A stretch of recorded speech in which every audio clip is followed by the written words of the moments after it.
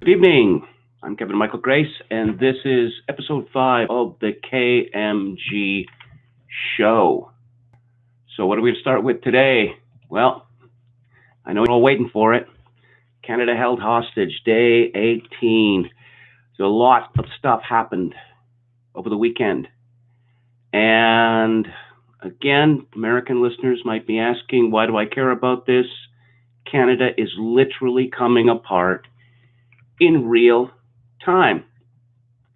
On Friday, Justin Trudeau, the Prime Minister of Canada, announced that he had changed his mind with regard to the blockades in support of the Wet'suwet'en Indians of British Columbia, which are increasingly crippling Canada. He said that it was time for the blockades to end, that he was still in favor of negotiation, talking, reconciliation, all that good stuff. But enough was enough. He didn't use those words, but many other Canadians have been using them.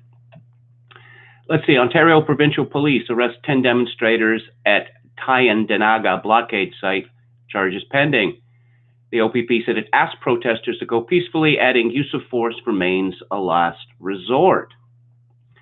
The Mohawks have crippled passenger and freight train traffic for more than 2 weeks, according to the CBC, in solidarity with anti-pipeline protests in northern BC. So the Mohawks were given a deadline. The deadline passed, and then the police moved in. There are blockades going on all over Canada, small ones, big ones. I suspect that Justin Trudeau talked to his pollsters or his people who lead his focus groups, and they told him that this was not going well for him. The Tech Frontier Mine, the $21 billion project, which had been seeking regulatory approval, been working its way through the bureaucracy for 10 years, is done, at least for now. Teck Resources announced that they were no longer pursuing the project, and they spoke of uncertainty, particularly with regard to government policy climate change. According to CTV News, Justin Trudeau and Conservative leader Andrew Scheer are at odds over where to lay blame. In the Conservative Party's readout of a Monday phone call between the two leaders, Scheer said he used the conversation as an opportunity to question Trudeau about his weak leadership in response to these illegal blockades. Mr. Scheer said the Prime Minister's weakness over the last few weeks has sent a signal to businesses across Canada that the rule of law will not be upheld, court injunctions will not be enforced, and our major projects cannot get built. Now, this project, which was supposed to last for over 40 years, was based on an average oil price of, I believe, some $98 a barrel through the next 4 decades. Some people are claiming that the project was simply uneconomic. Others are saying what I've been saying for the last couple of weeks, which is that it's clear now that in Canada, certainty of title no longer exists. Companies are not going to invest billions of dollars in a country where there is no certainty of title. It's as simple as that. Jason Kenney, Premier of Alberta, blamed Trudeau for this. The NDP opposition, former Premier Rachel Notley, said the Premier is himself the one to blame. The heated rhetoric and constant conflict generated by Jason Kenney and his United Conservative policy is the primary reason for withdrawal of Tech's application, Notley said in a statement released on Facebook. Multiple prominent Conservatives also took to Twitter to express their frustration with the decision. Conservative MP Michelle Rempel attributed the decision to the gleeful fecklessness of Trudeau and inherent inequities in Confederation. Conservative leadership hopefuls Erin O'Toole and Peter MacKay also pinned blame on the government. The regulatory regime, tax levels, anti-investment environment, reckless activism, and incompetence of the federal Liberal government are destroying the economy of the country we know and love. McKay said. If that's not enough news, let's see. The Alberta Court of Appeal has ruled that the federal government's Greenhouse Gas Pollution Pricing Act is unconstitutional, as it poses unlimited intrusion on provincial jurisdiction. Yes, the carbon tax. Why does Canada have to have a carbon tax? Well, of course, Justin Trudeau is renowned worldwide for his unremitting struggle against man's eternal enemy, carbon. And so there's a very complicated scheme whereby carbon is taxed. Of course, under the Canadian Constitution, resources are a provincial responsibility. This case will clearly be going to a higher court, and I certainly wouldn't be surprised if the court ruled against Alberta, because if Trudeau doesn't get his carbon pricing tax, then he will be seen to have lost this tremendously important struggle against carbon. The majority opinion called the Greenhouse Gas Pollution Pricing Act a constitutional Trojan horse. It says the legislation contains no limit on the scope of the federal government's power. What is authorized under the Act indefinitely into the future and in the sole unfettered discretion of the executive is endlessly expansive, the decision says. The executive's authority is also open-ended and largely subjective. Conspicuous for its breadth, the Act allows the federal government to intrude further into more and different aspects of lawful daily life, both personal and business. Nor is there anything in the Act limiting what the federal government can choose to levy in the future, both on people and industry. The minimums of today are not the maximums are tomorrow. Kenney responded, "This is a great victory for Alberta and a victory for Canadian federalism. We will take this decision with us as we stand up for our allies in Ontario, Saskatchewan, and Quebec at the Supreme Court of Canada next month." Kenney claimed the carbon tax, which came into effect in Alberta on January 1st, was now illegal, thanks to the ruling. We expect the Government of Canada to comply with the order of the court today and to remove the federal carbon tax on Albertans. While the Alberta Court of Appeal ruling found the federal legislation to be unconstitutional, it's not clear the federal government is obligated to suspend the tax pending a Supreme Court decision. Now, there are other people outside Canada who are paying interest to things that are going on here. There was a very passionate piece printed today in PJ Media by David Solway called "Canada, a Dead Country Walking."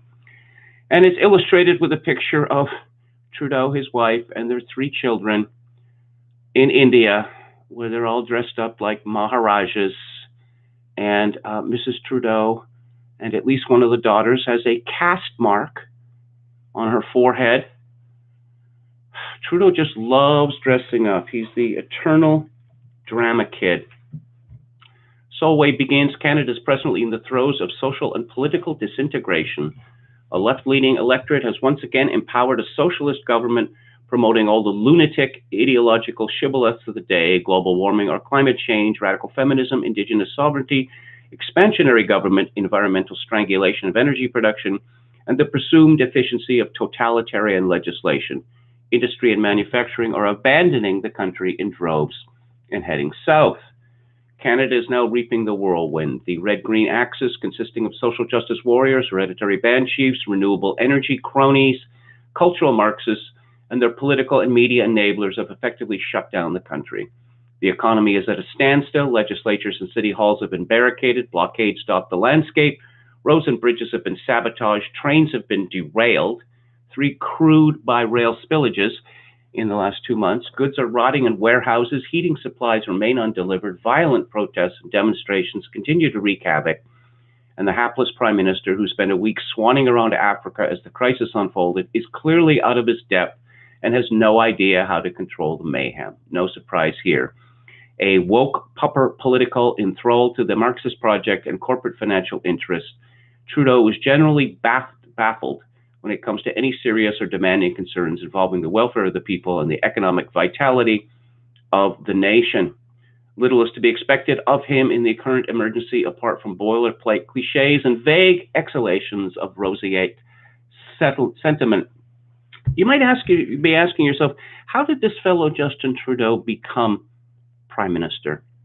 Well, he had a very famous father, Pierre Trudeau. Trudeau had 3 sons. One of was killed in an avalanche some years ago. Justin gave a speech at his father's funeral, and he expressed sorrow at his father's death, as one might expect a son to do. And the media pretty much decided that he was one day going to become prime minister.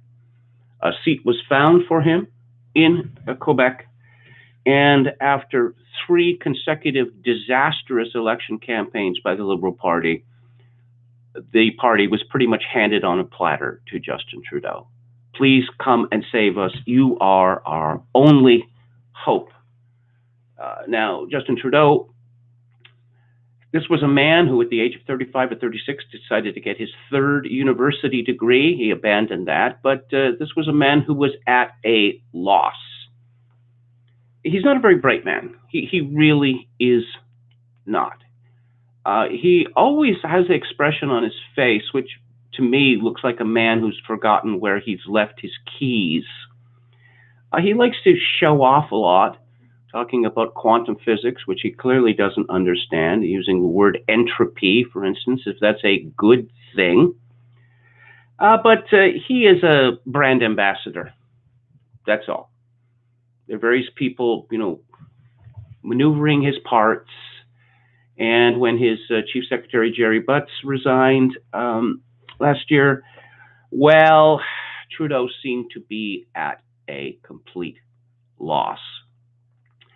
The story continues. Oh, I should mention that, as I noted in VDARE after the election last year, that Trudeau was elected in 2015 riding a wave of psychosexual hysteria. It really was that. It seems the women in Canada's media, and not a few of the men, were sexually captivated by this fellow.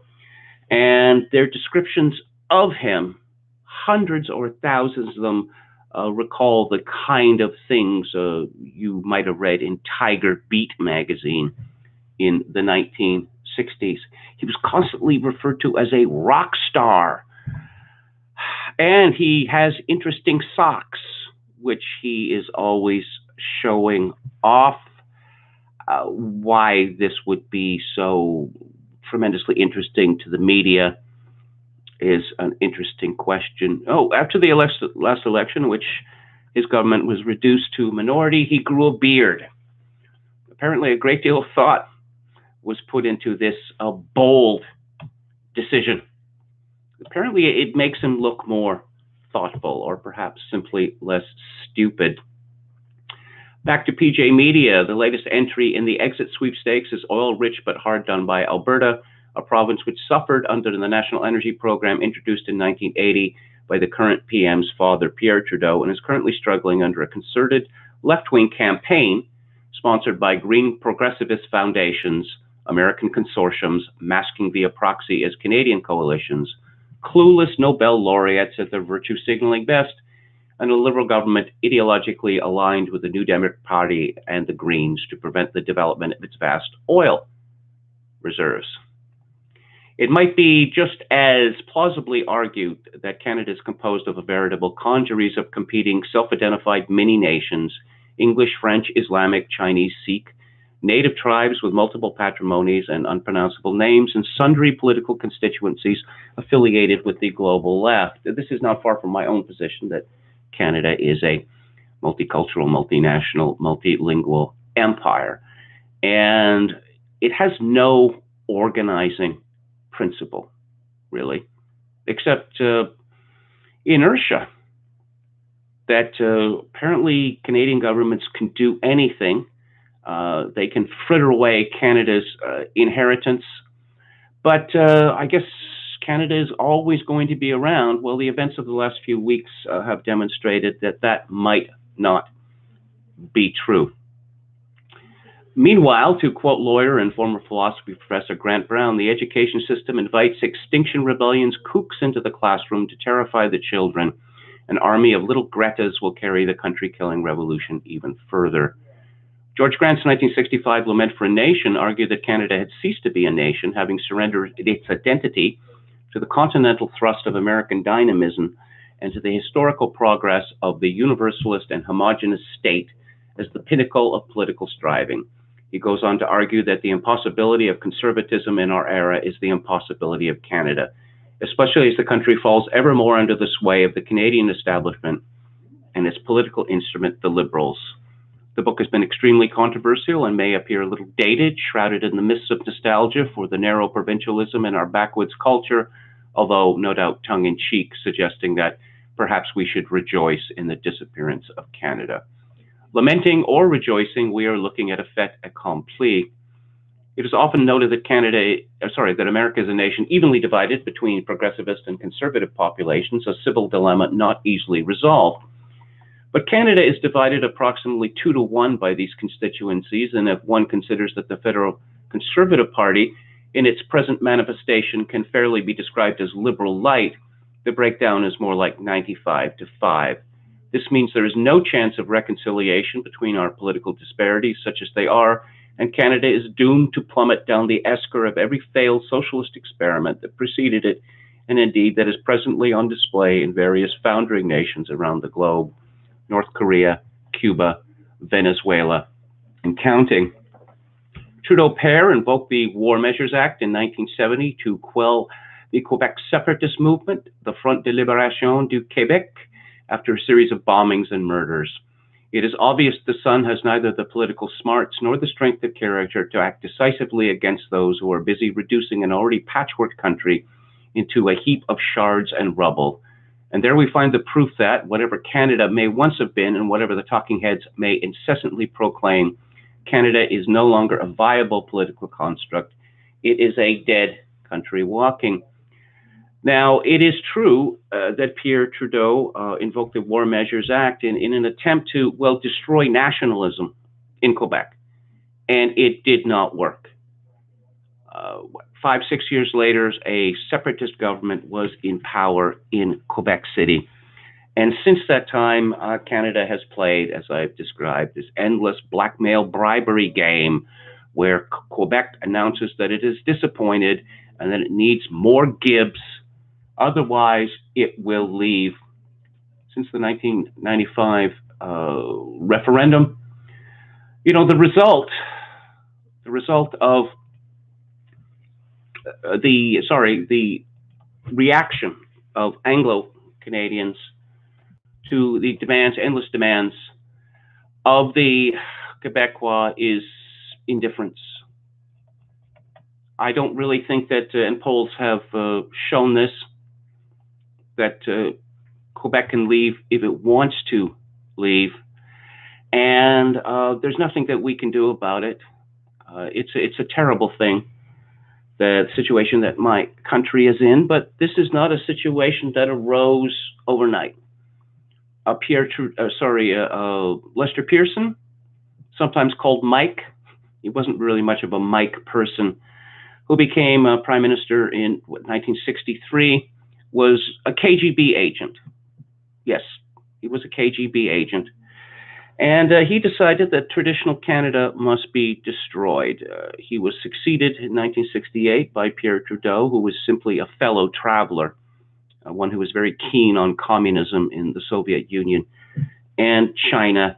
And under these two men, Pearson and Trudeau, Canadians were instructed that everything you thought you knew about Canada was wrong. We have a new Canada now, which is based on principles which are, the opposite of the original principles. I see in the chat, Alberta and Saskatoon, presumably Saskatchewan, should join the U.S. Yeah, I don't know. I think the United States is big enough already. I think Canadian provinces would be better off if, we adopted the principle of small is beautiful. Bigger is not always better. Years ago, this would have been back in the 1980s, I was watching some CBC News report, on St. John's, Newfoundland, the capital of that province. And it noted that St. John's is closer to Milan, Italy, than it is to Vancouver. And after I learned that, you know, my thinking was all turned around on the matter. It it's difficult for people, say in British Columbia, to even comprehend, the existence of Newfoundland. Really, it is so very far away.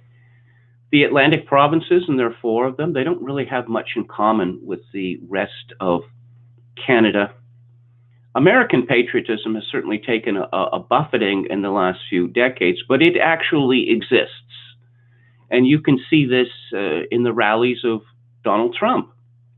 Now, Canadians like to make tisk tisk noises and look down their noses at Americans for their effusive displays of patriotism. But let's see who is laughing last. Next up, coronavirus. Is it time to panic yet? Donald J. Trump tweeted this today. The coronavirus is very much under control in the USA. We are in contact with everyone in all relevant countries. CDC and World Health have been working very hard and very smart. Stock market starting to look very good to me. I have, as people who listen to me speak, know I'm a supporter of Donald Trump, and I'm not a black pillar. But I think that he has made an error in tying his political fate so closely to that of the stock market.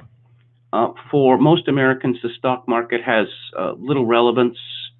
What Michael Lewis reported a few years ago, that people in the business actually call real people, as opposed to bots who trade in stocks, they call them Muppets.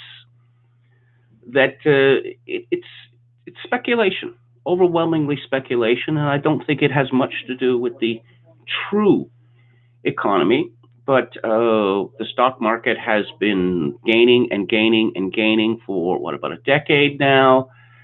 And I suppose Obama took credit for it, and then Trump is taking credit for it. But of course, taking credit means you also need to take the blame.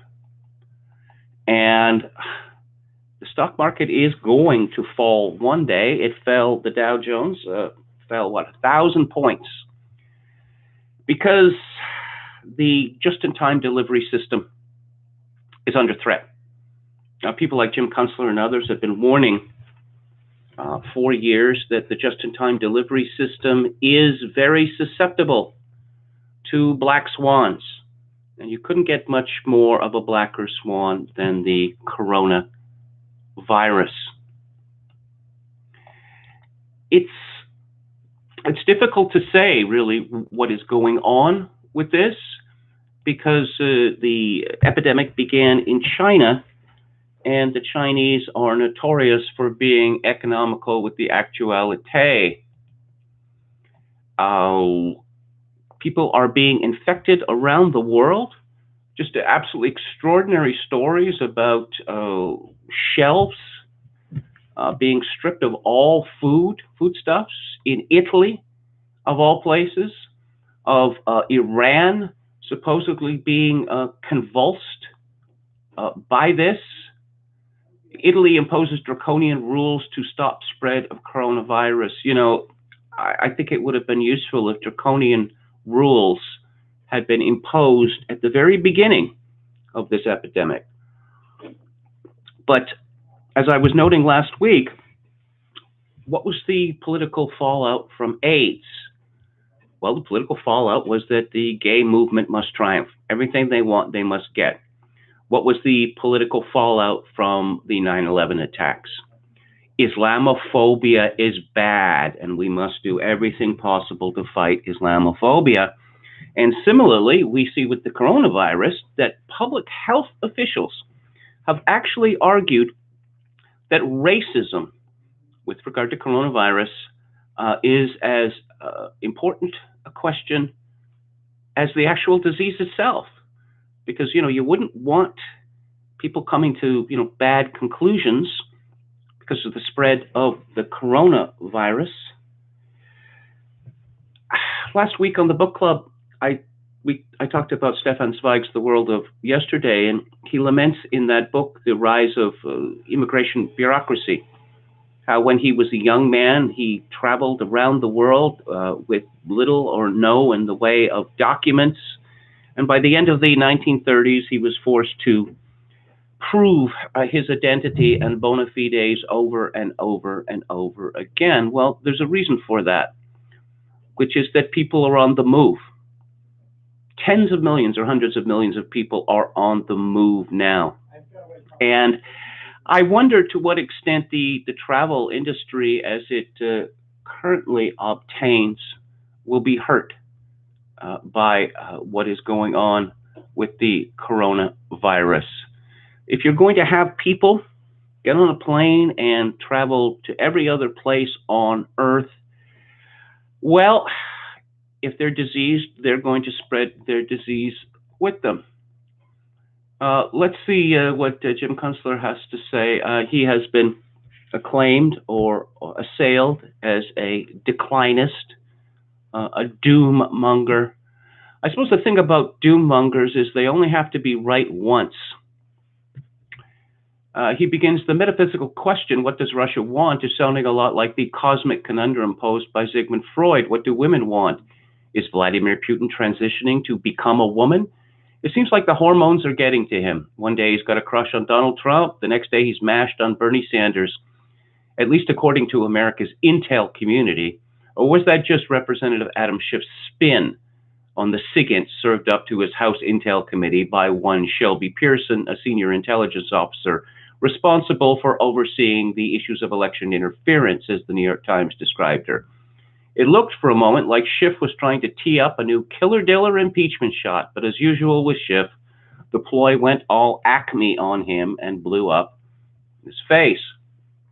Amazing how quickly the narrative flip-flopped, though by whatever supernatural means the news media employs these days, Ouija boards, astral vision, virtual warping, metapotence, psionic equilibrium distortion, consort with the ghost of Alan Dulles. One might deduce that the Democratic Party nomenclatura realized in a flash of insight that Russia's affections were far more usefully applied to Sanders than Trump, whose status among the Dems these days ranks as worse than Satan. Not much to work with there. They've been struggling to find some means to stuff Bernie into the memory hole. They tried hauling Michael Bloomberg on stage to call Bernie a communist. That bombed, along with Bloomberg altogether. Everybody already knows Bernie spent his honeymoon in the Soviet Union, waiting online with the new missus for tin plates of kohlrabi soup. Sunday night, they duped Bernie into a 60 minutes workout with Anderson Cooper playing Inquisitor. And he put the screws to him on the question of how America will pay for all the free stuff Bernie proffers. The answers were embarrassingly inconclusive, and nobody cared. Perhaps because nobody believes it anyway, not even the most righteous Bernie brothers.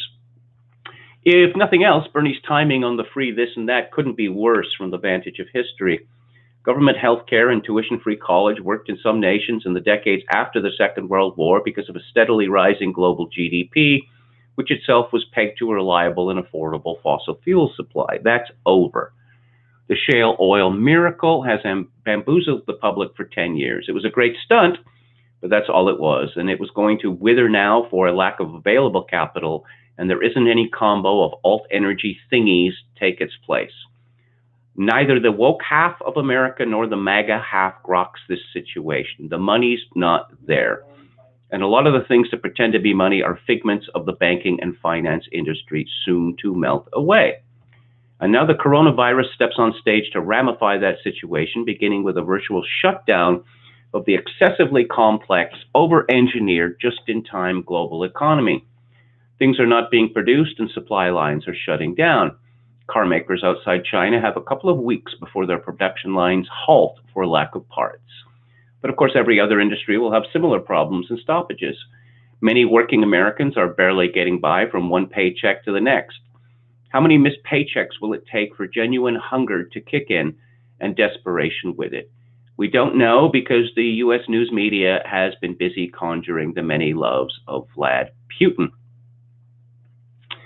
On the former book club some months ago, we talked about Joseph Tainter's The Decline, Complex Societies. And when one looks at the just-in-time distribution system, it would be difficult to imagine anything more complicated than that. This is scale. This is hubris looking for its nemesis. Kunstler continues, this is getting serious now. Some of you may notice this morning that the stock indexes are heading into the worst open in years. Today, Mr. Market woke up like Rip Van Winkle and discovered that the world changed while he was sleeping. There's a fair chance that the conditions of daily life in America will deteriorate sharply in the months ahead. We've been remote viewing the empty streets of Wuhan and other Chinese cities since January, thinking it was like one of our cable network horror shows. It's not inconceivable that an American city or more than one will be subject to quarantine, or that a whole lot of people just won't leave their houses for a period of time. Will the truckers still truck things that people need? We don't know. How do you hold a political convention in a situation like that, or even an election? The situation in China may be too far gone already. The country's finances were a gigantic game of pretend. In the old Soviet Union, beloved by Bernie, the joke was they pretend to pay us and we pretend to work. Not a great formula for enduring prosperity. In China, the updated joke was we pretend to make loans and you pretend to pay them back. The China boom was a lot like the shale oil miracle. They were both great stunts. They produced a lot of stuff by borrowing from the future. Now we have all that stuff and we have to maintain it. Keep it running, borrow more money to make that happen, and suddenly that's no longer plausible. The entire industrialized world has fallen for the debt stunt. Observers have been waiting to see what would finally provoke the unwinding of massive false promises. Looks like the wait is over. Jim Kunstler does like to take the extreme view, but of course, let's examine the situation that we're in. That credit has been driving the economy, borrowed money since the 1970s. Now, various people make woeful noises about, the per capita debt of people not yet born, that sort of thing. But of course, this is based on the assumption that this money is ever going to be paid back. And I have not believed for the longest time that it will be paid back. So we just borrow more and more and more money. The United States has an advantage over all other countries because of the petrodollar. And I guess the assumption is that, there weren't going to be any black swans. Nothing unusual was going to happen because, the experts who've always been right, they say, yeah, that this new capitalism 2.0, where people don't save money, they spend money they don't have. It's working just great. Alan Greenspan and all the rest of them, that was a really clever idea of theirs. And sure, their road might get a little bumpy, but everything is going to be all right because, again, nothing unusual is going to happen.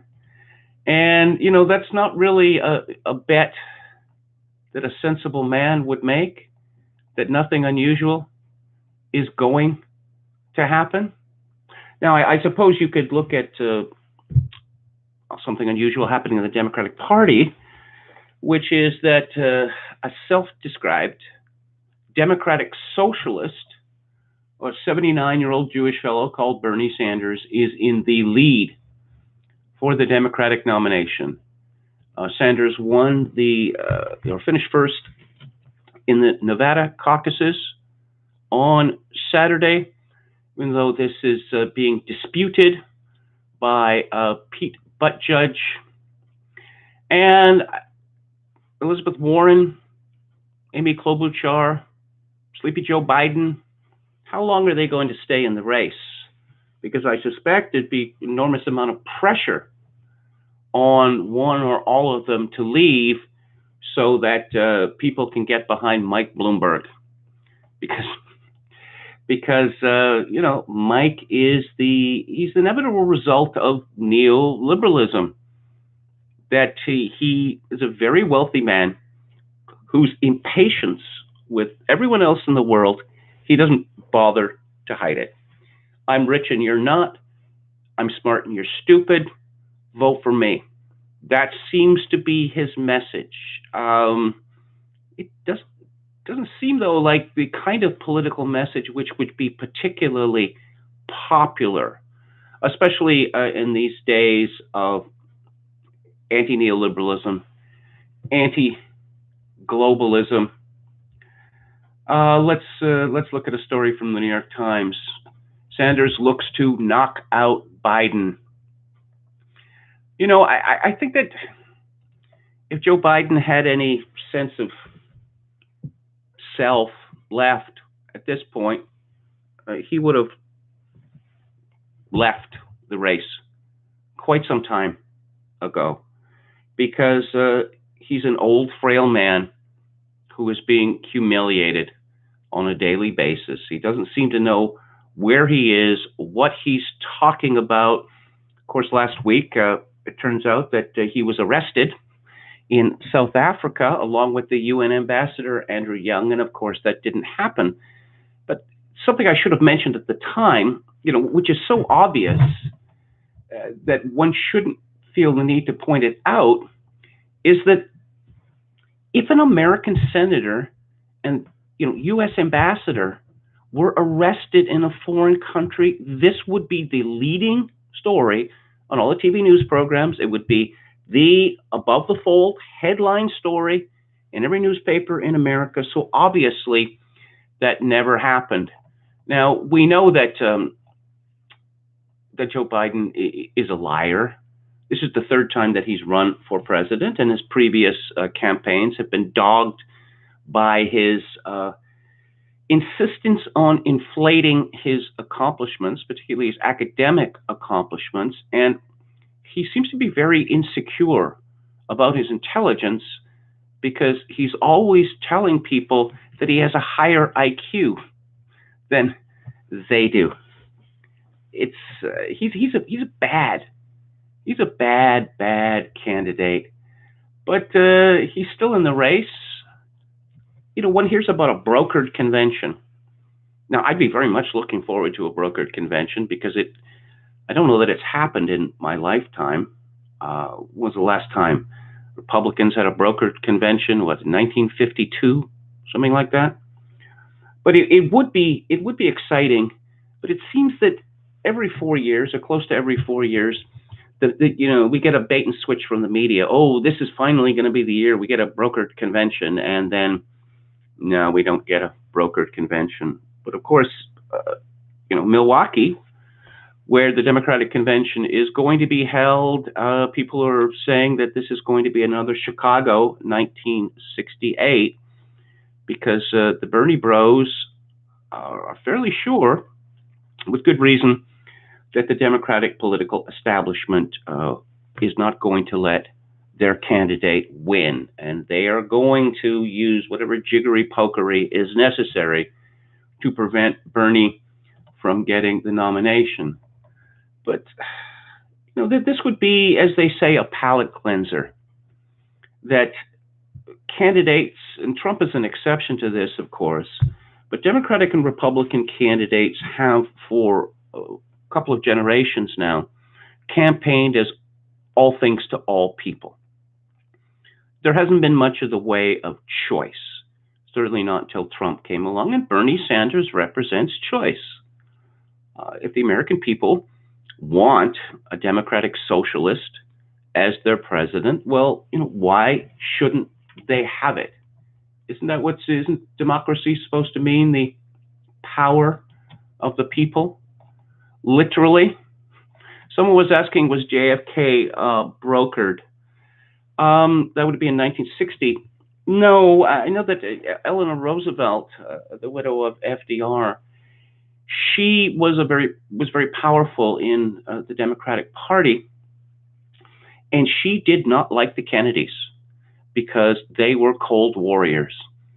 That the Kennedys, for all their faults, really hated communism, and were they campaigned. JFK campaigned in 1960 on a phony missile gap, that the Democrats were going to be the toughest party on the Soviet Union. Eleanor Roosevelt thought that Adlai Stevenson should be given a third go as the Democratic nominee, but no, that did not happen. Adlai Stevenson, weak character. So it's always 1940 somewhere, or it's always Munich somewhere, or 1939, or the Reichstag fire somewhere. That Chris Matthews on MSNBC he's just in a state of frothing terror, saying that the situation in the Democratic Party now, with Bernie Sanders in the lead, is like the fall of France in 1940. If that's the case, I suppose one could expect a mass exodus from Washington, D.C., as they head south looking for what America's equivalent of Vichy might be.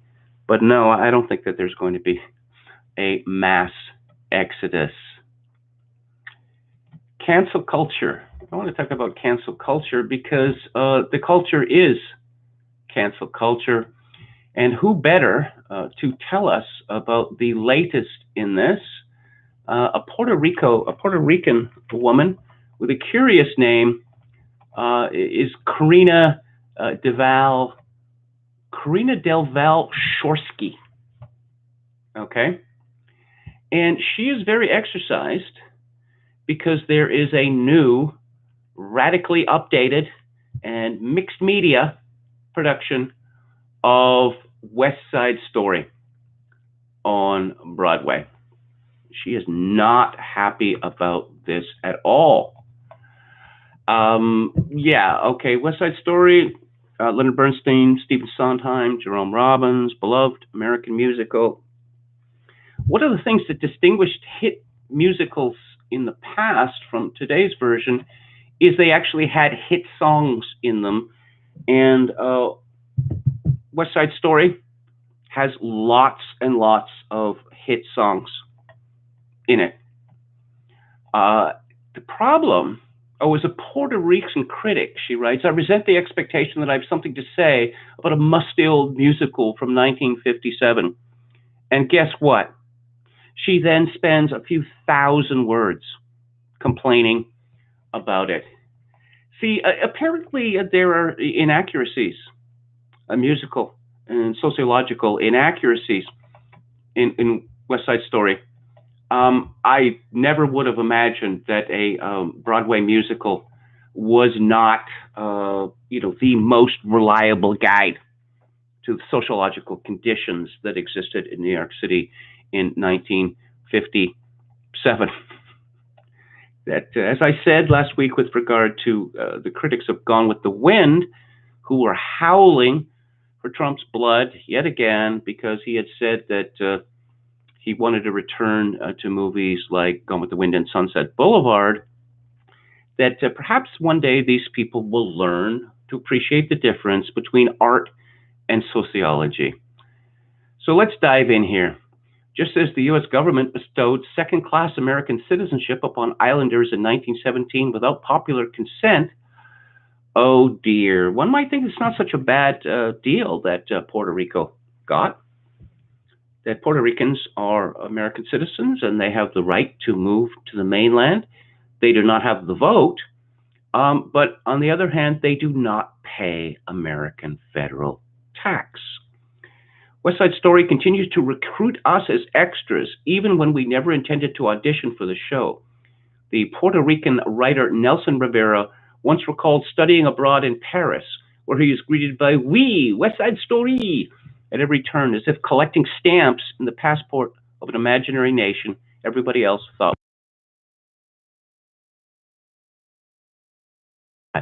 You see, this woman is really put out by this. But the story remains one of the most enduring representations of Puerto Rican life in American pop culture, and the entertainment industry won't leave it alone. A new movie adaptation from Steven Spielberg and Tony Kushner is coming to theaters this year, and a modernized production by the Belgian director Ivo van Hove is the latest Broadway revival. So when my literary agent reached out with free tickets for a dress rehearsal in December, The show officially opened on Thursday. I felt like my long-delayed civic responsibility to bear witness. I clicked on my gold hoops, painted my lips red, as if for battle, tweeting a selfie before I left for the theater, because that's what serious intellectuals do, Always Anita, never Maria. My mother taught me to resist the cartoonish stereotypes of macho teenage gangsters and hysterical lovers in West Side City. But I also know that when the 1961 movie version came out, she and her friends went to see it twice at the local theater in Washington Heights and cheered when the Sharks came on screen. If this musical is still our narrative ghetto, then at least all we can do is make noise about what it feels like to live in it. Or one could simply ignore the phenomenon entirely. In 2020, it feels exhausting. Here we go again. Here's a woman who is she's a PhD student at Columbia. She's already a practiced journalist. She gets well paid to moan about how West Side Story is not a documentary, but it's exhausting. It's just everything these people do exhausts them. I kind of think they're lying, because I think that if one were truly exhausted, it would be difficult to, say, cobble together a 2,000-word essay on a subject. There's no doubt that West Side Story has long functioned as a vehicle for great performances by Latinx artists,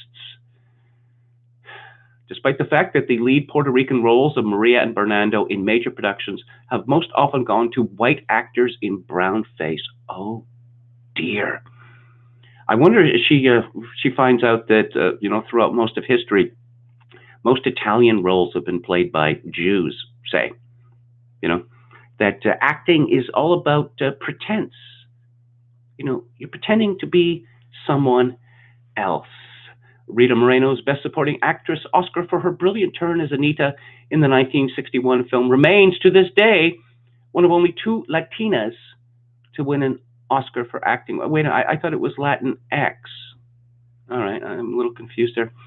Though this distinction has grown bitter with time, it's still a thrill to watch her sing of assimilation while dancing its undoing, in the words of the performance studies scholar. Yeah, that's a thing. Deborah Paredes. But whatever pleasure and power Puerto Ricans have extracted from West Side Story have been extracted against the odds. The show's creators didn't know, or didn't seem to care to know much about their own material. Stephen Sondheim said, "I've never been that poor, and I've never even met a Puerto Rican." The initial concept and adaptation of Romeo and Juliet, recast with teenage street gangs, didn't involve Puerto Ricans at all. The artist toyed with a number of ethnic possibilities: Jewish people, Mexicans, before sitting on the version we know now. In the words of Leonard Bernstein, the show's composer, the Puerto Rican thing had just begun to explode. For Bernstein, that thing was a fortuitous coincidence for his formal experiment, but in the real world, it was an enormous post-war migration from the island that had nearly doubled New York City's Puerto Rican population in just 2 years, as the scholar Lauren Thomas notes in her book, Puerto Rican Citizen. Right from the very beginning, these recent arrivals didn't like what they saw on Broadway. New York's most widely circulated Spanish-language newspaper at the time, La Prensa, called for a picket at the premiere, and the Puerto Rican journalist and labor organizer Jesus Colon lamented that the show was superficial and sentimental and always out of context with the real history, culture, and traditions of my people. In subsequent decades, this tradition of protest and critique has only grown richer and more collectively exasperated. Oh, so exhausted and exasperated. It must be a tough life to lead. But again, I'm going to suggest that I really think they're putting this on. Bernstein's music and Jerome Robbins' choreography are often cited as the musical's redeeming features by its liberal defenders. But I've always been baffled by how the musical's creators squandered the opportunity to engage the genius of Afro-Caribbean polyrhythms. The gym scene mambo is not rhythmically a mambo, and the famous rooftop number America has the Sharks dancing a Spanish from Spain paso doble mishmashed with whitewashed showbiz jazz. Yeah, I'm waiting for someone to point out that, say, Mozart's Turkish violin concerto is really not all that Turkish, and that it includes just superficial elements. I mean, there's a scandal that deserves exploration. Directors of more recent productions have made an effort to adapt West Side Story into something culturally relevant and a bit more politically correct. The 1980 revival was the first to cast a Puerto Rican performer as Maria, and the 2009 revival enlisted Lin-Manuel Miranda to render some of the dialogue bilingually. Oh, we're talking about realism, and we're going to bring up Lin-Manuel Miranda, who has become a very famous and wealthy man based on the preposterous notion that Alexander Hamilton was black. According to Scott Rudin, one of the show's producers, Mr. Van Hove doesn't direct revivals like the revivals because to him, they're not. He may have no iconic relationship to West Side Story, so he may not feel the oppressive repetitions of the history of violence against brown women bearing down on his body. No, I guess he wouldn't, actually. And in fact, actors and actresses, they don't really have, much of a connection, direct personal connection with their characters. Someone singing in a Verdi opera is not, and this person's knowledge of, Philip II and 16th century Spain, do they spend a lot of time getting up to speed on that? I don't think so. This production also renders the Jets as a multiracial gang concocting a fantasy world in which bigoted whites form an alliance with African Americans against Puerto Rican migrants. A bid for inclusion of the American population today. And now this article gets really intersectional. But it's unlikely black New Yorkers would seek or find security among white Americans rather than among their Caribbean, Middle Eastern, and Central American neighbors. Hove's casting misrepresents the real solidarities that form at the margins of U.S. citizenship. And perhaps more dangerously, shifts our focus away from the enduring problem of white supremacist violence. Inclusion here is code for willful colorblindness. The two creators of this version are Belgian. We'll give them that excuse. It sounds a little xenophobic, don't you think? But in 2020, most Americans, and certainly all New Yorkers in the audience, have met a Puerto Rican and should theoretically know more about our relationship to one another than West Side Story can reveal. The United States has a compulsion when it comes to West Side Story, restaging again and again the primal scene of the colony's incursion into American consciousness, the mid-century's grand migration of Puerto Ricans to New York City. Never mind all that has transpired since then: salsa, hip-hop, the Young Lords, the movement to demilitarize Vieques, Hurricane Maria, Ricky Renuncia. I have no idea what that is. The new grand migration, not to New York, but to points south. I don't know. Okay. West Side Story, one of the best loved musicals in history. It gets revived from time to time because that's what happens. And this woman, Karina Del Val Shorsky, she's on Twitter at Fluent Mundo, is a writer and translator living between San Juan, Puerto Rico, and New York City. She is the author of the forthcoming book, The Other Island. The Times is committed to publishing a diversity of letters to the editor. We'd like to hear what you think about this or any of our other articles. It's, West Side Story revived Puerto Rican's hardest hit. I suppose that is the headline of this story. I suppose, there's no end to musicals, plays, dramatic productions. If this woman and her friends have better ideas than, or more authentic ideas than Bernstein and Sondheim and Jerome Robbins, maybe they should trot them out and put them up on the stage and see whether anyone is interested. I have another story from the New York Times. This is a good news story, and it's Donald Trump spooks the spooks that they are not happy. They're not happy with Donald Trump. Now, we've known that for quite some time. Why aren't they happy with him? Because essentially he's saying, you work for me, I don't work for you. Someone, Adam, in the chat says it's all that emotional labor that tires them out. Yes, that's a good point. Emotional labor. I didn't really know what this referred to when I first heard it. And then we have people writing op-eds saying that, don't talk to me. Stop talking to me. People expect me to listen to their problems. People expect me to offer advice. And I'm not being compensated for my emotional labor. Oh, well, you know, when I hear people carry on like this, I think I wouldn't want to talk to these people anyway, because it's such a, apparently interacting with other people, becoming involved in other people's lives, it's also exhausting and exasperating, and it's not, you know, it's not paid.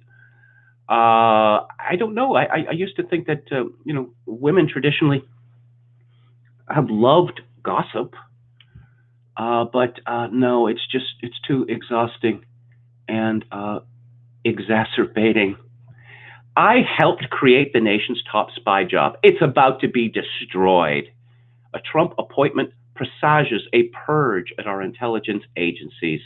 And this is by Jane Harman, who was a longtime former California congresswoman. And the spooks know, you know, what they're about. Telling truth to power. I'm not making this up. This is what she actually says, that the purpose of the so-called intelligence community in the United States is to speak truth to power. I thought the purpose of the intelligence agencies was to, you know, make things up. Legend, as they call them. It's a really bad day at the office when the spooks are spooked. That's what happened on Wednesday when President Trump announced that Richard Grenell, the ambassador to Germany, will become the acting director of national intelligence. Though he is credited with effectively pushing the White House's agenda on Iran and China, he has virtually no intelligence experience and is viewed as very partisan. This rattled the spy community and stoked fears that a purge may be coming, fears that appear to be confirmed on Friday when Grenell ousted his office's number 2 official. Oh, that would just be, you know, I mean, the spooks, they've just done so much. You know, they got everything wrong pretty much since the creation of the CIA. But no, they can't be second guessed. And, you know, one might think that it was a foolish idea for them to become involved in a coup attempt against the president of the United States, especially a failed coup attempt.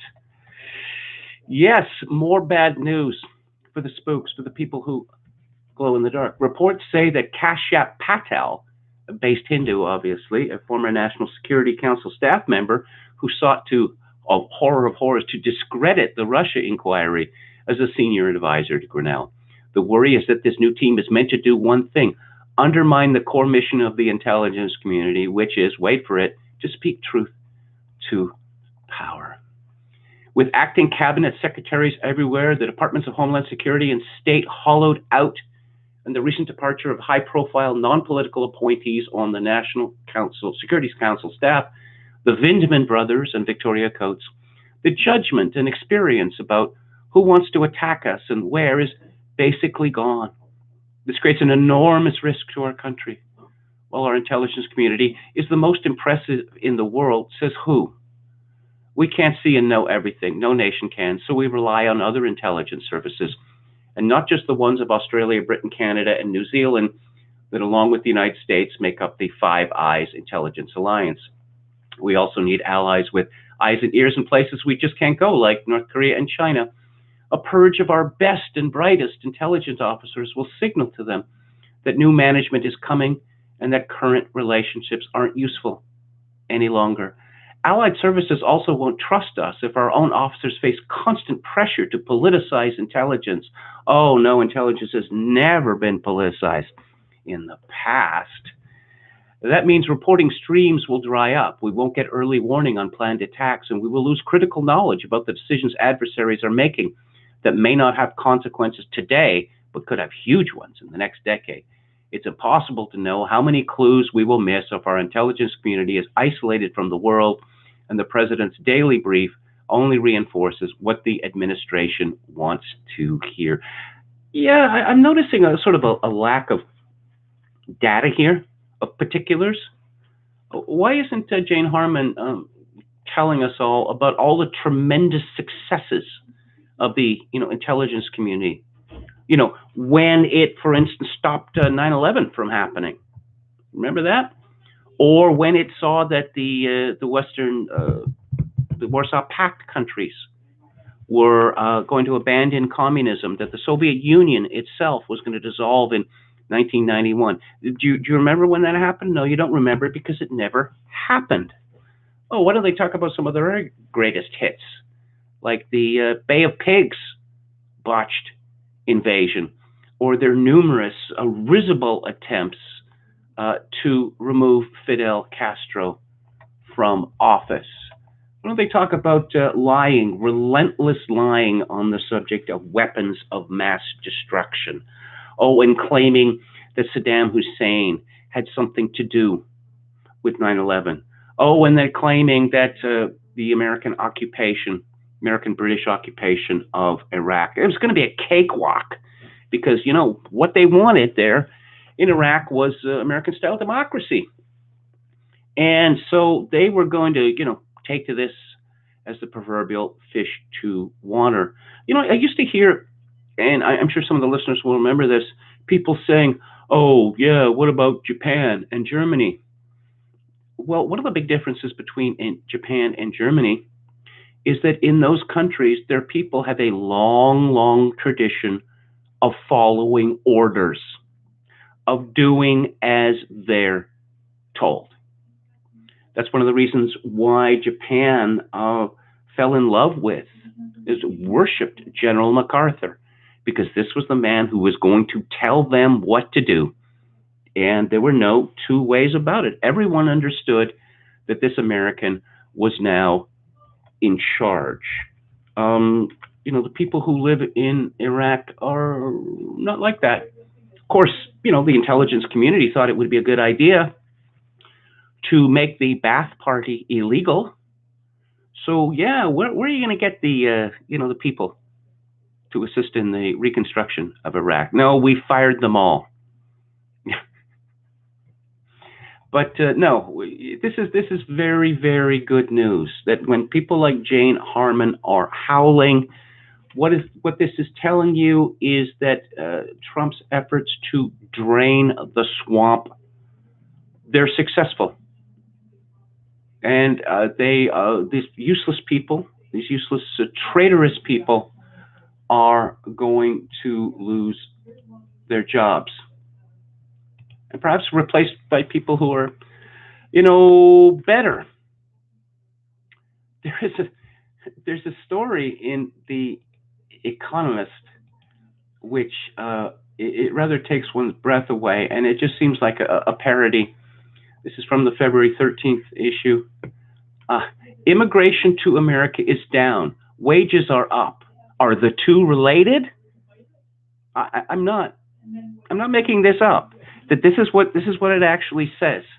That immigration to America is down. Wages are up. Are the two related? How could they be related?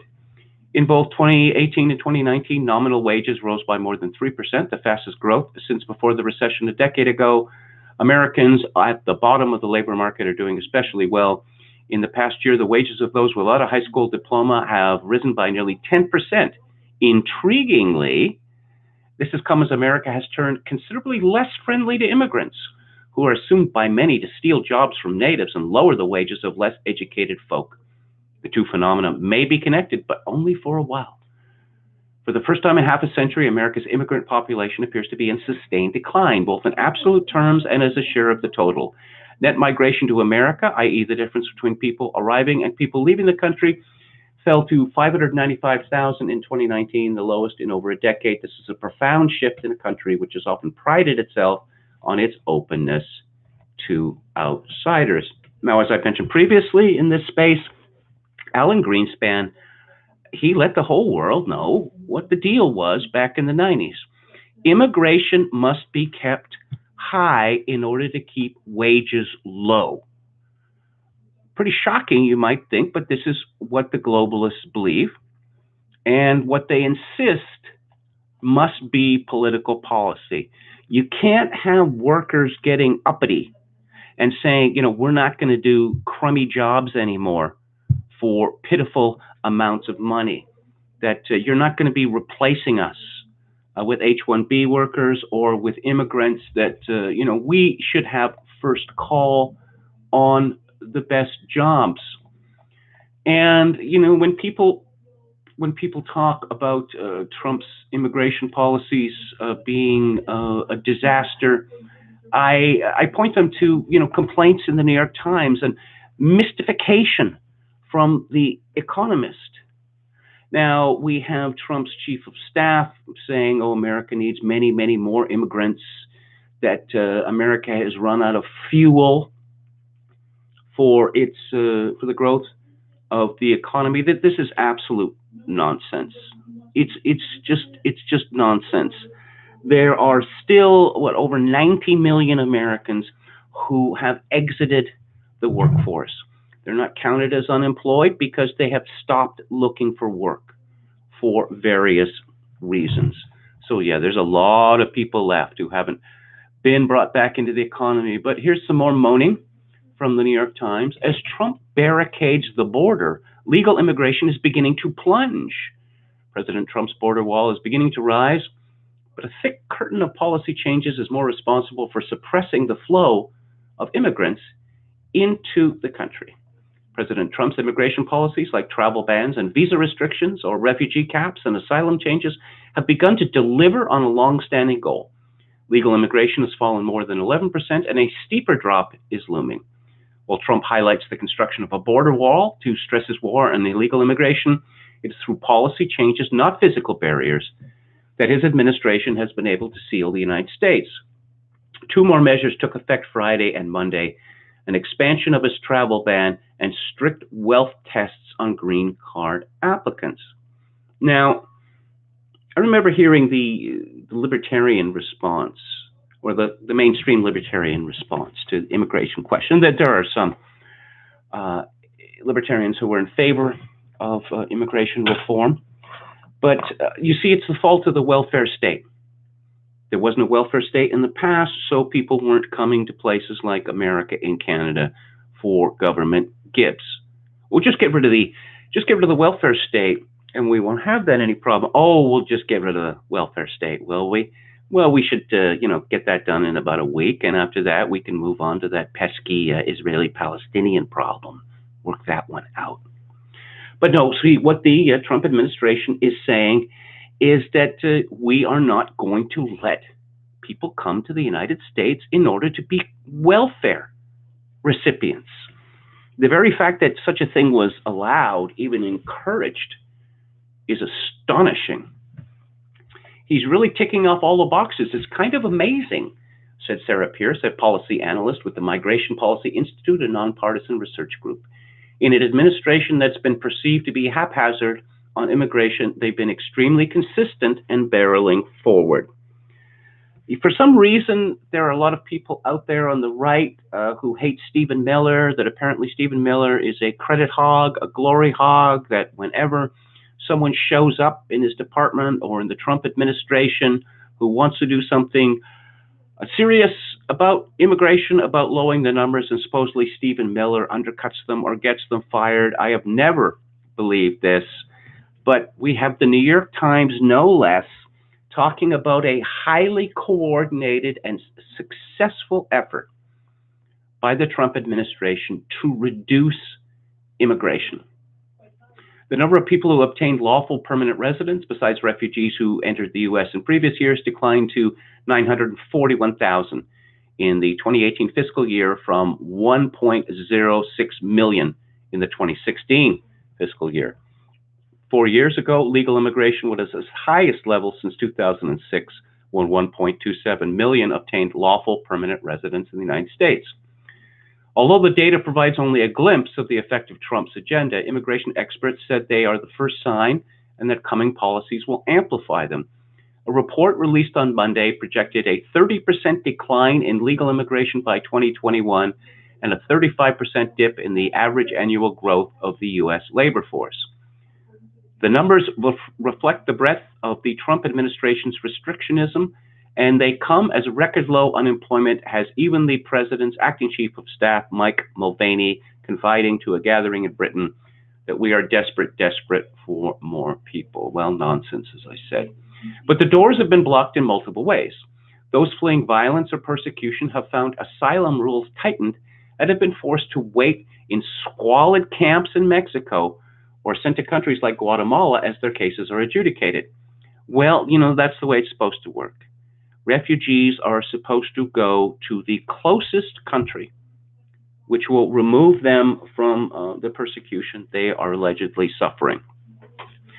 Asylum shopping is what these people are doing. Again, they want to come to the United States because it's a far richer country with more Gibbs. People who have languished in displaced persons camps for years face an almost impossible refugee cap of 18,000 this year, down from the 110,000 that President Barack Obama sent in 2016. As others, such as Steve Saylor, have pointed out, Saudi Arabia is one of the richest countries on earth, and much of the country is unoccupied. Saudi Arabia has room for millions, perhaps even tens of millions of Arab and otherwise Muslim refugees. Why isn't Saudi Arabia taking them in? Why is it considered normal that these people end up halfway around the world in countries like Canada and the United States? Family members hoping to travel legally from Iran, Libya, Syria, Yemen, and Somalia were blocked by the president's travel ban. Increased vetting and additional in-person interviews have further winnowed foreign travelers. The number of visas issued to foreigners abroad looking to immigrate to the U.S. has declined by about 20%. But two more tough policies were to take effect by Monday. The expansion of Trump's travel ban to 6 additional countries, including Africa's most populous, Nigeria, began on Friday, and the public charge rule, which effectively sets a wealth test for would-be immigrants, was to start on Monday. Those will reshape immigration in the years to come, according to experts. The travel and visa bans, soon to cover 13 countries, are almost sure to be reflected in immigration numbers in the near future. Of the average of more than 537,000 people abroad granted permanent residency from 2014 to 2016, including through a diversity lottery system, nearly 28,000, or 5%, would be blocked under the administration's newly expanded travel restrictions. But the public charge rule may prove the most consequential change yet. Around 2/3 of the immigrants who obtained permanent legal status from 2012 to 2016 could be blocked from doing so under the new so-called public charge rule, which denies green cards to those who are likely to need public assistance. Before Monday, immigrants were disqualified from permanent resident status only if they failed to demonstrate a household income above 125% of the federal poverty line. Now, immigration officials will weigh dozens of factors like age, health, language skills, credit score, and insurance, as well as whether an applicant has previously used public benefits to determine if the applicant is likely to use them in the future. One factor that could also count against the applicant is the action the immigrant is undertaking, applying for a green card. Applying for the legal status is one of the negative factors that immigration officials could use to determine if someone will be a public charge, a catch-22 that has been a key criticism from immigration advocates. Even before the policy went into force, it discouraged immigrants and citizens and immigrant families from seeking public assistance they qualify for, such as Medicaid, food stamps, free or reduced price school meals, or housing help, according to immigration analysts. Now, you will note that advocates for large-scale immigration to the West from the Third World, they have various arguments they trot out. Of course, there's the diversity argument, particularly food, delicious, delicious food. I remember seeing that Clint Eastwood movie about the Hmong people, where he's the angry old man. Get off my lawn, you kids! And it's a pretty good movie. You know, the racial prejudice that Clint Eastwood's character shows in the movie, it's not corny, it's not hackneyed as it would be in most movies. It seems to be genuine. But then the Hmong, they make him some, traditional, Laotian delicacies, and he's all turned around on the subject. But I suppose the biggest argument is supposedly economic, that America and other Western countries need these people for economic growth to continue. Well, as we have seen, as immigration has fallen, the American economy has done rather well, and wages, particularly for lower skilled workers, have increased significantly. So these people who are supposedly going to, save or transform the American economy, they're not that good.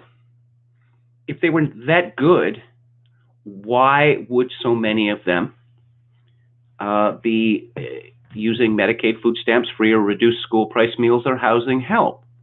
Now, if these welfare state programs are necessary, well, then it seems fairly obvious to me that it should be Americans first, that Americans should get these before foreigners. But I see how that's become a radical notion.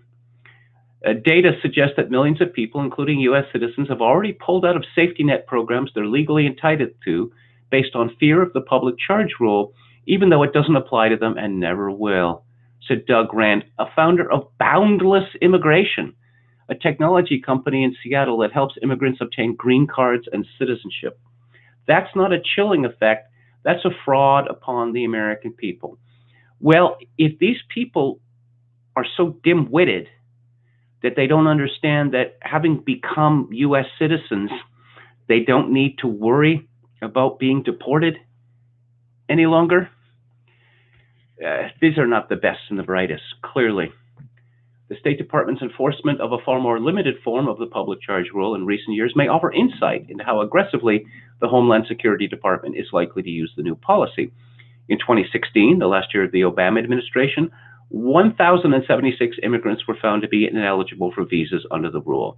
In 2018, 13,450 were. As the State Department moves forward on Monday with the expanded public charge rule, the wealth test will be applied to green card applicants both inside and outside the United States. Broadening the rule has been a long sought after goal of the White House, and specifically the President's senior advisor, Stephen Miller, who admonished career officials for taking too long to enforce the policy. After the Supreme Court on Friday lifted an injunction that blocked the policy in Illinois, the White House praised the plan the next day. Quote, "This final rule will protect hardworking American taxpayers, safeguard welfare programs for truly needy Americans, and reduce the federal deficit. Reestablish the fundamental legal principle that newcomers to our society should be financially self-reliant and not dependent on the largesse of U.S. taxpayers." Now, one would think that this is so sensible that everyone would be in favor of it. But of course, the Democratic Party thinks that it's, chilling, Nazi-esque. Of course, the United States should be flooded with people who lack the means to look after themselves and have to be looked after by welfare programs. How can people not see the benefit in that? Other more subtle steps have also helped trim the number of immigrants arriving on American shores, such as requiring in-person interviews for most immigration visas and a proposed 60% increase in citizenship fees for most applicants.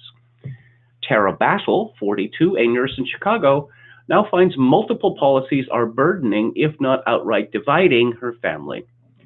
After meeting Dabarechi Amadi Godswill, a Nigerian, in 2016 while on vacation in Gambia, Battle struck up a relationship and they married in 2018. This Isn't that an odd story? Doesn't it seem odd? You have a nurse from Chicago who goes to Gambia for a vacation, and she meets a Nigerian man there. Since then, Battle, who supports a 12-year-old daughter on a $35,000 annual salary, said she and God's Will had spent about $1,000 on lawyer and processing fees trying to bring him to the country. She believed she had taken the last step when she submitted her financial documents on his behalf this month. Then her lawyers told her Trump had banned immigration from Nigeria. She said she would wait to see if the president lifted the ban, but if he does, she is likely to be saddled with much higher processing fees. Now, if this fellow does make it into the United States and becomes a citizen, then he's in a position to start sponsoring his numerous relatives from Nigeria. They call this family reunification. And it was explained to me decades ago, if these people were really in favor of family reunification, they would be telling people to go home, to be with their families. Everything is up and running. The ball is already rolling. Why is it now on hold? Battle asked in exasperation. There's that word again. They've already done the background checks. Yeah, it's like Nigeria is such a notoriously straight up country. There's no scammers in Nigeria. All the information you're going to get about any Nigerian wanting to become an American citizen is obviously totally legit. I mean, it's backed by the government of Nigeria. There is little sign that Trump will relent. He is already using his immigration agenda to incite supporters as the election nears. While the administration recorded 37,000 arrests at the border last month, slightly up from January 2016, the president has been celebrating an 8-month decline in border crossings since the surge of Central American families approached the border last year. He has built only about 120 miles of his border wall, but his administration quelled last year's surge with a less visible policy known as the Migrant Protection Protocols, which have forced roughly 60,000 migrants to wait in Mexico as their immigration cases are processed in the courts, and that's exactly as it should be. That measure, as well as a deal with Guatemala to deport asylum seekers to the Central American country, has virtually ended asylum along the southwestern border. Well, there's something for you black pillars. They want literally millions of people to flow into our country. Trump set up Democrats at a recent tribute from members of the Border Patrol Union. And of those millions of people, tremendous numbers of them are people you do not want in this country. One aspect of Trump's stringent immigration policies has not happened yet. The president has not deported millions of immigrants as promised this year. Immigration and Customs Enforcement agents arrested about 143,000 immigrants in the country from October 2018 to September 2019, 10% fewer than the previous fiscal year and the lowest level since Trump took office. The administration has tried to change that trend by threatening retaliation against localities that embrace the policies of so-called sanctuary cities. Tactical units from Border Patrol have been deployed to assist ICE agents. Trump took aim at those cities, including New York, in a State of the Union address, claiming they allowed dangerous criminal aliens to prey upon the public. Representative Benny Thompson, Democrat of Mississippi and the chairman of the Homeland Security Committee, said that the president's aggressive immigration measures had actually put people in danger. The zero tolerance policy to prosecute parents caught illegally crossing the border, he said, has led to thousands of children being separated from their parents. I wonder how many children are separated from their parents in America when their mothers and or fathers are sent to prison. Should parents with young children, they don't get sent to prison anymore because it involves separation? If these people didn't want to be separated from their children, they should not have entered the United States of America illegally. That in effect, they are trying to use these unfortunate young people as human shields. And Trump is determined to stop it. So, when the New York Times starts complaining that the Trump administration is getting too good at controlling immigration, I have to consider that to be an excellent sign. There's no other way that I can see it. I mean, they really seem to be worried now. I wonder if Ann Coulter is any happier, asks MCT. John Miller answers, she is never happy, always complains about something. Yeah, I mean, it's difficult. I suppose it's difficult in her situation. People like her, pundits generally, they make their reputation by complaining. If you say, well, things are getting better, I don't have all that much to complain about anymore, you risk losing your audience. People are accusing you of going soft. So, I'm going to talk about Better Call Saul. Season 5 of the prequel to Breaking Bad. It debuted last night, and I have to say, I thought it was a very impressive episode. That we have the events that are going on in the past in Albuquerque, and we have the events that are going on today, or I guess a few years ago, in Omaha, Nebraska. That Jimmy McGill, aka Saul Goodman, had some sort of heart episode, and he had something even more terrifying than that, because he has been, as he put it, made. A cab driver recognized him and shows up at the mall that Saul is sitting on, or Gene, I guess he's called now. He's sitting on a bench in the mall, and this is this week's movie reference. He's reading "The Moon is a Balloon," which is the title of David Niven's, the actor David Niven's memoir. I guess it took them 5 years to actually get us to Saul Goodman. That his legal license has been returned to him, and his living girlfriend, Kim, who has been, I don't know, a rock, you could say, for him, and very affectionate and loving and devoted to him, even as, she's of two minds about Jimmy's amorality.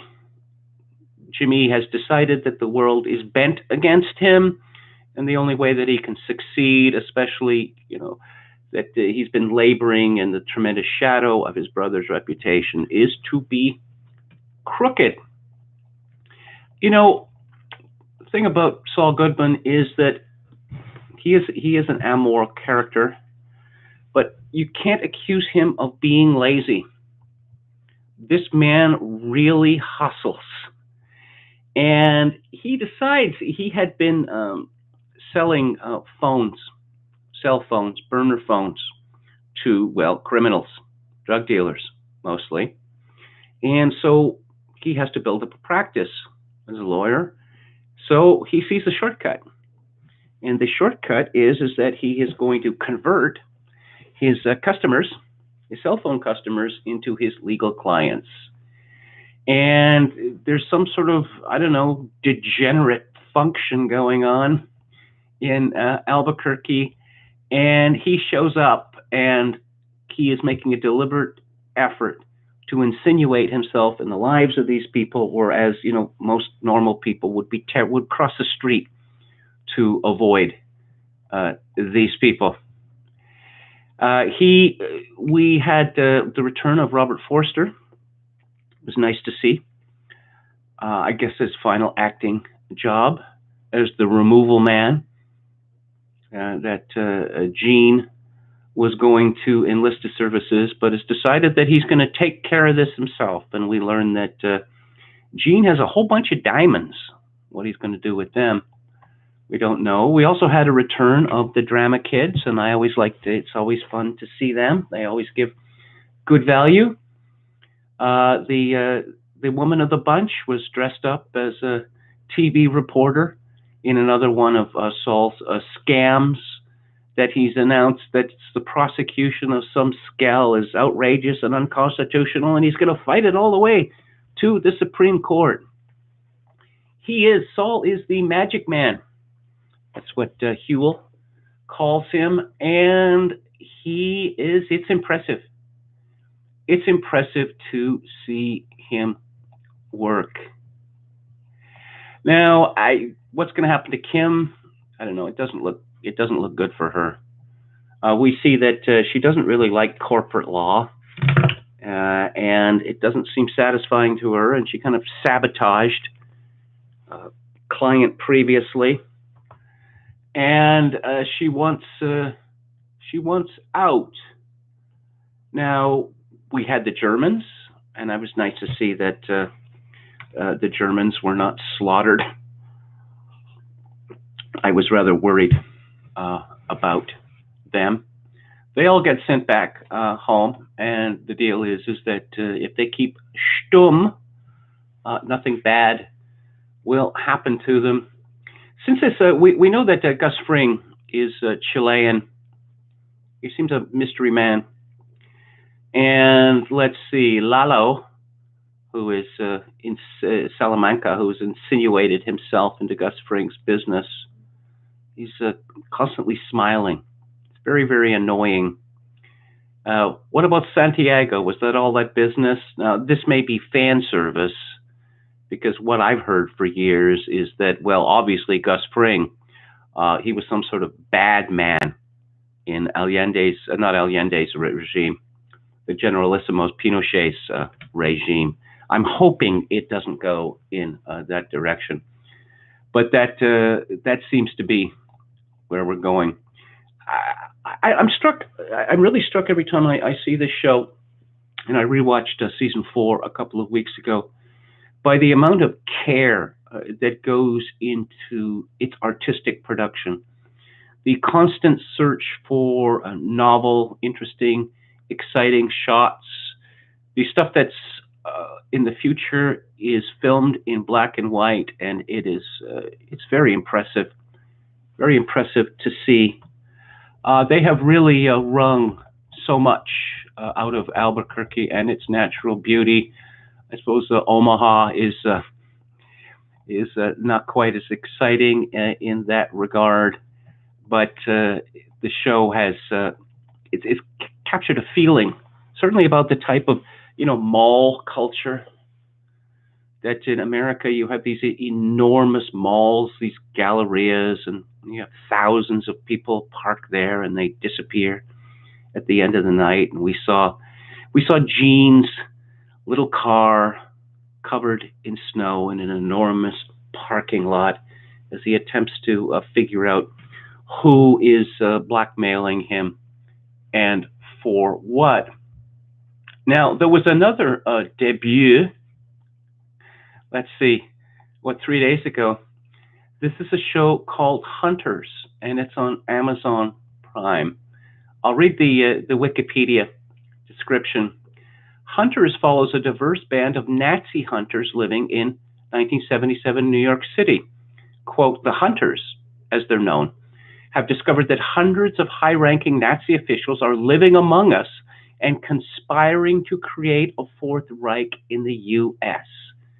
The eclectic team of hunters will set on a bloody quest to bring the Nazis to justice and thwart their new genocidal plans. Unquote.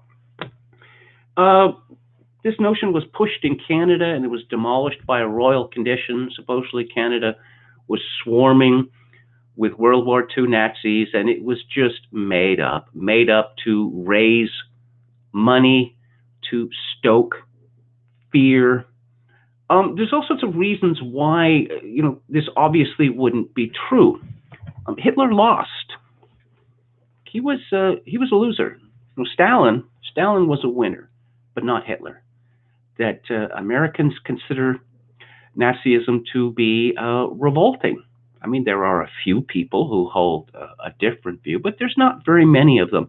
It was never in the cards that there was going to be a revival of Nazism, especially in the United States of America, which, actually went to war with Nazi Germany.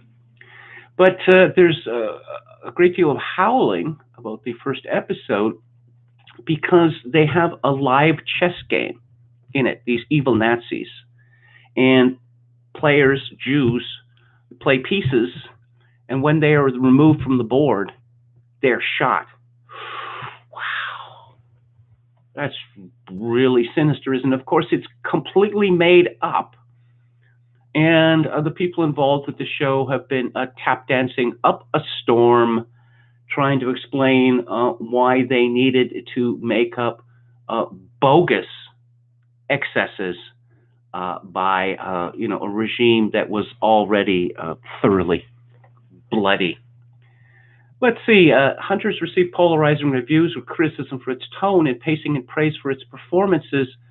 Al Pacino is mentioned in this respect. I suspect that, yeah, this is going to be bad Al Pacino. He's going to be ranting and raving and throwing his arms around.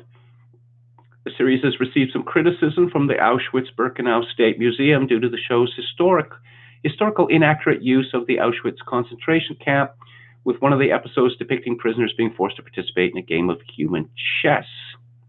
Not only dangerous foolishness and caricature, it also welcomes future deniers. It's been pointed out that the story was made up, that the Nazis used human skin to make lampshades.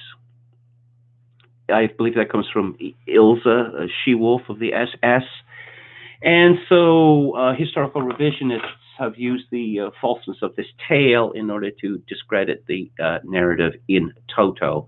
And I suppose there's fears that something similar might happen with regard to the human chess. But honestly, what is the point of this story? I see that Jordan Peele is involved in this.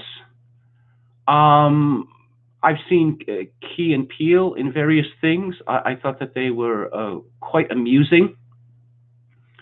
But now it turns out that this Jordan Peele fellow, he's going to set everybody straight about the wickedness of white America.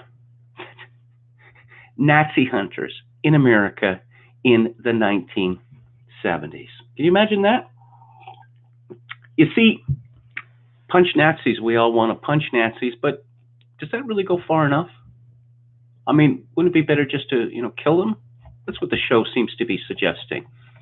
That, I mean, if you're really serious about this sort of thing, then I guess you want to get a posse together and just, end this threat once and for all. When I was growing up, I used to watch The Twilight Zone and other such shows. I mean, Rod Serling, he must have done any number of episodes in which, guess what? The Nazis are coming back. This was in the 1950s and the 1960s, when World War II was not that far away historically. So let's see, 55 plus 20. It's 75 years since World War II ended. And I guess this is really bothering people, that World War II is not as relevant as it once was. We've already been through several historical epochs since World War II. We had the rise of liberal democracy. We had, the communist era, which ended in the West at any rate in 1991.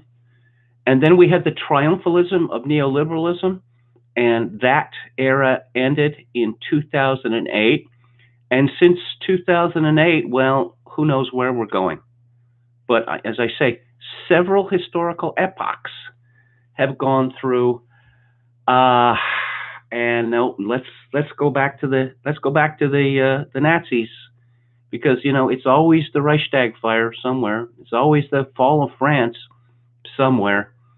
Tom Wolfe wrote years ago that it's a curious thing that that fascism was a European phenomenon, is supposedly always landing in the United States when there has been little to no enthusiasm for fascism or for Nazism. But the people responsible for this kind of entertainment, they clearly have a very low opinion of Americans. They clearly believe that Americans are just looking for an opportunity to set up concentration camps or even death camps. I guess they feel the need to be persecuted. That it's all very well being successful and influential and powerful, but no, we're just going to have to make up ridiculous stories about our persecution in order to justify I don't know what, really. I'd be curious to see what the numbers are for this show. It seems to be a very expensive series. Someone from the chat mentions The Boys from Brazil. That's a movie that came out in the 1970s, right? Again, the 1970s is now a long time ago. That, 1970 to 2020 is 50 years. That people just, well, no, I just think, look at Napoleon. Napoleon terrorized Europe from one end to the other. He was seen, during his life by many as the actual Antichrist. So he was dealt with once and for all in 1815, and then he was exiled to the barren island of St. Helena. And I'm thinking 75 years, in 1890, were people still raving on about Napoleon and how the Bonapartists are going to come back? No, I don't think so. Because again, they'd gone through several epochs since that time. There's a lot of nihilism on TV these days.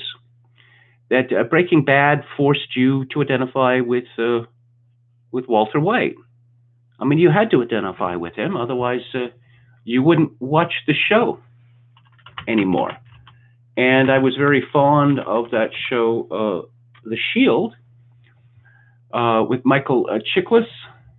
But after the first shocking episode of The Shield, you had to make a decision.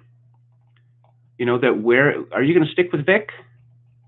Because if you're going to stick with Vic, then you're heading into very dark territory. I was somewhat impressed by the show Rick and Morty when it started. Dan Harmon made Community, which is one of my very favorite television shows. But he has made Rick and Morty in collaboration with a man called Justin Roiland, who seems to be a very dark and disturbed person. That, okay, the world is meaningless. It's a stochastic universe of atoms bumping into each other. There are multiple timelines, infinite possibilities. So essentially, who cares? Okay. There doesn't seem to be a lot of dramatic material there. There were a lot of good gags and, good voice acting in the first season. But then in the second season, it seemed to become really much more darker and nihilistic. And by the season 3, with Pickle Rick and the like, okay, so we have, Rick and Morty in these situations that seem impossible. No, and somehow we'll create an exoskeleton that fires laser beams, or it's got a cannon there, or, a buzzsaw. And the body count in that show, it's just endless slaughter now, endless viscera. And the worse it's got, the more popular it's become, which is disturbing. That I'm trying there. I suppose that on television there are shows which are not nihilistic, but they tend to be really sappy indeed, like The Good Place. And Mad Men is another example of this. That you're rooting for Don Draper. Don Draper is a coward and a deserter and a fake, and he cheats on his wife. And but he's the hero, so you got to root for Don. I'm hoping that we get something of a release from this, because it becomes, I'll use that word, rather exhausting, having to cheer on people who are very much not good people. I mean, Saul Goodman. Saul Goodman he's an intelligent, hardworking, rather indefatigable person, but he believes that there are two groups of people in the world. You know, there are guys like him, con men like him, and then there are the marks, the suckers. And it's a highly disturbing viewpoint. Of course, you know, one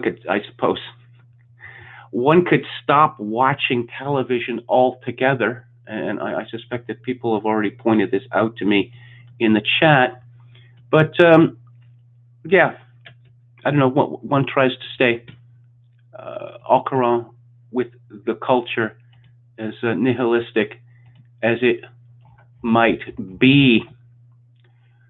So let's refresh this here and see where we are going. If there are any subjects that you want me to discuss on the KMG show, let me know. I can't guarantee anything, but I'm always interested in suggestions. Let's see. Senate Minority Leader Chuck Schumer on Sunday acknowledged a report that he spent more than $8,600 on cheesecake in under 10 years, saying that it is guilty pleasure. I don't know what to make. I don't know what to make of that. Daniel Horowitz tweets, support for New York's bail reform law has plunged. Overall, 33% are in favor, 59% against. Democrats, 49% in favor, 44% against. GOP, 12% in favor, 85% against. Here's the most important number here.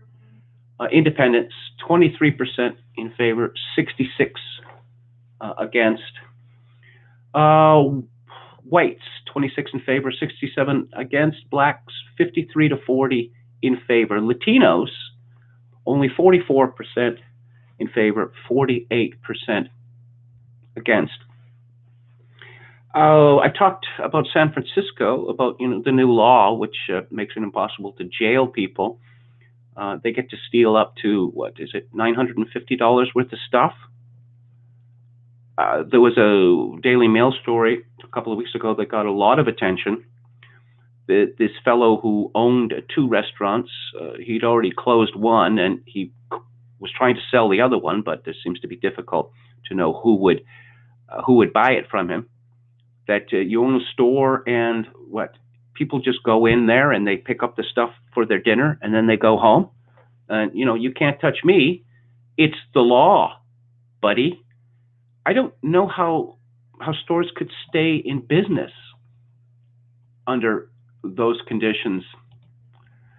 Let's see. NASA has announced the death of Hidden Figures mathematician Katherine Johnson. She was 101. Now, there's a movie that came out a few years ago which told a whopper that essentially it was a handful of black women. They were called computers, human computers, who were responsible for the success of the manned space program of the 1960s and early 1970s. This never made much sense right from the very beginning, because NASA was very much embarrassed by the fact that there were so few black people involved with the program. That Lyndon Johnson wanted a black astronaut, and there was a big push for a fellow to be selected. But no, they said, the people in charge said no, because this guy he's simply not good enough. And, this is experimental, it's highly dangerous, and we are not going to accept anything less than the best. If you see Ron Howard's movie, Apollo 13, and you look at all the people at the Johnson Space Center in Houston, well, they're all white males. and they've all got short sleeve shirts and clip-on ties, and a whole bunch of them are chain smoking, and they're all drinking coffee after coffee after coffee. Not very diverse. So, if these human computers, these black women, if the story was any near close to what was presented in the movie, this would have been rammed down our throats going back decades. That checking people's math is it's grunt work. You know, there's all sorts of people who can do it. I mean, certainly they made a contribution, but this film is another example of Hollywood telling us that everything you know is wrong. That it was, yes, black women, they were really responsible for the space program. You haven't heard of them before now. And why would that be? Come on, you know why. Racism. Because, of course, the media, they just don't like to talk about successful black people. I don't know, that's not been my experience reading the media, watching the media. But just the hidden history of America is constantly being dredged up. For instance, like Alexander Hamilton being a black man, the founders, being black. That, wow, that's of course they were. Anyway, it's 5:51, and I think I've said all that I would like to say for this episode 5 of the KMG Show. I will be back on the air tomorrow at 4 p.m. Pacific Time, 7 p.m. Eastern. Thank you for listening. I would ask you, if you enjoyed the program at all, to subscribe. That would be very useful to me. And I thank you to people who have sent donations via PayPal. Greatly appreciated. The email address associated with that account is kevin_grace@hotmail.com. And so I will say a good evening to you all, and I hope you all have a fine day.